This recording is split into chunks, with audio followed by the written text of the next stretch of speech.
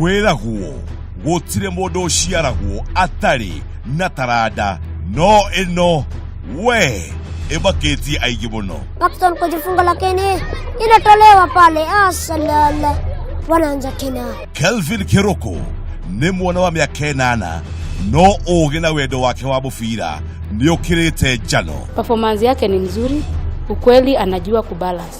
Amu atangathaga mũbira ta njorua cia ũtangathi na ũtamuonete mũgambo wake ndũrĩ ngũrani na watangathi arĩa mathomeire na kũruta wĩra ũyũ.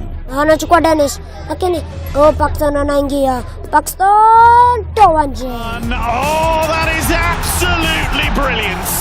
Aje gutangatha gacuria ku nyumba tukaigua ni aratangatha tumaundu twa mũbira tutiramenya ũrĩa araiga. Kana gatangathi kiumia thaa 2 cia hwaĩ-inĩ na Njenga wa Wambui gũkũ Kameme TV, mũthĩgi wa rũrĩrĩ.